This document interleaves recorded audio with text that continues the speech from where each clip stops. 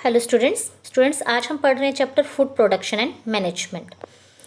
कल हमने एग्रीकल्चर के बारे में पढ़ा था। आज हम पढ़ेंगे basic practice of crop production कि अच्छी क्रॉप उगाने के लिए हमें किन किन चीज़ों की ज़रूरत रहती है। अगर हमें चाहिए कि हमारी क्रॉप जो है वो अच्छी उगे, जो हमारी खेती है वो अच्छी तरह से हो, तो उनके लिए किस चीज़ की ज़रूरत है। सबसे पहले राइट काइंड ऑफ सॉइल, मिट्टी अच्छी तरह की होनी चाहिए। गुड क्वालिटी सीड, जो सीड्स हैं वो अच्छी क्वालिटी के होने चाहिए। रिक्वायर्ड अमाउंट ऑफ वाटर, पानी पूरा उपलब्ध होना चाहिए जितना हमें चाहिए उसके लिए।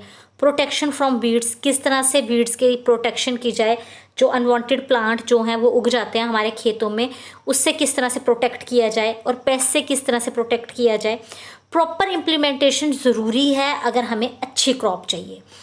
तो सबसे पहले हम पढ़ेंगे राइट काइंड ऑफ सॉइल, यानी कि मिट्टी अच्छी तरह की होनी चाहिए। अगर हमें खेती जो है अच्छी तरह की चाहिए, हमारी जो क्रॉप है वो अच्छी तरह की चाहिए। देखो, खेतों में जो क्रॉप है वो बहुत लार्ज नंबर में उगाई जाती है, उनको काटा जाता है। जो क्रॉप है वो हमें किलोग्राम्स में या टन्स में पर हेक्टर ऑफ लैंड के तौर पे मिलती है।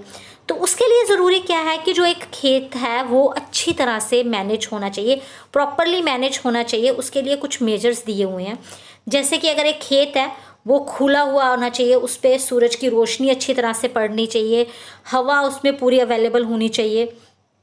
दूसरा, हमें खेत को अपने बचाना है पशुओं से, मवेशियों से, या लोग इस तरह से ना चले कि जो हमारी क्रॉप जो हमने उगाई है वो डिस्ट्रॉय हो जाए। तीसरा रहता है कि कुछ भी चीज़ उगाने से पहले हम मिट्टी को तैयार करते हैं। और मिट्टी को किस तरह से तैयार किया जाता है? प्लोइंग से या टिलिंग से। यानी कि प्लोइंग होती है या टिलिंग होती है, या तो वो लोहे का ले गया जाता है उससे किया जाता है, या फिर आजकल ट्रैक्टर यूज़ हो रहे हैं, तो उससे क्या किया जाता है, उससे मिट्टी को ढीला किया जाता है, नरम किया जाता है, जिससे कि मिट्टी में प्लांट जो है अच्छी तरह से उगता है। उसकी रूट्स जो हैं वेल वेंटिलेटेड रहती हैं। मिट्टी ढीली होनी चाहिए। अगर हमें क्रॉप अच्छी तरह से उगानी है, कोई क्रॉप अच्छी होनी चाहिए, तो उसके लिए मिट्टी ढीली होनी चाहिए ताकि उसकी प्रॉपर ग्रोथ हो सके। जो right amount of water should be available, यानी कि सही मात्रा में पानी भी ज़रूरी है। हमारी जो मिट्टी है उसमें इतने न्यूट्रिएंट्स होने चाहिए कि हमारी जो क्रॉप है वो हेल्दी ग्रो हो।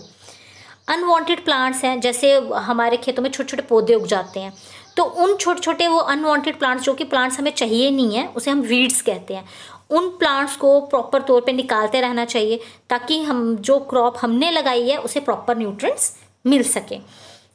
तो इसीलिए कुछ भी उगाने से पहले उसकी प्रॉपर तरीके से प्लेइंग और टिलिंग बहुत ज़रूरी है। अब प्लेइंग के भी तरीके हैं।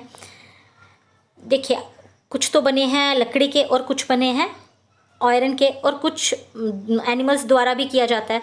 आप देखते हो खेतों में हल चलाए जाते हैं, पीछे उनके वो बांधा होता है ताकि मिट्टी जो है खुदती जाए। आज के दौर पे ट्रैक्टर्स यूज़ हो रहे हैं। ट्रैक्टर्स जो है वो क्या है, मोटर व्हीकल है, उसमें पीछे हैवी मशीनरी लगी होती है ताकि उससे मिट्टी को नरम किया जाए। अगर मिट्टी हार्ड है तो उसके लिए बहुत तेज़ धार का जो आयरन का लगा होता है ताकि मिट्टी टूट सके। फिर वो बड़ी बड़ी पत्थरों में टूट जाती है, फिर उसको कोल्ड क्रशर के साथ तोड़ा जाता है।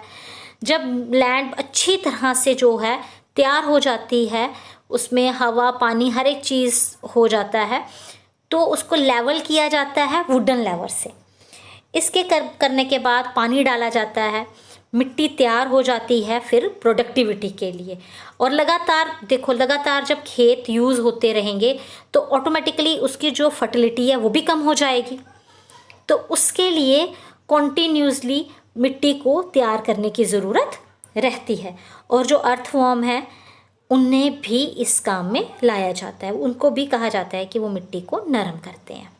तो आज हमने किया राइट काइंड ऑफ सॉइल।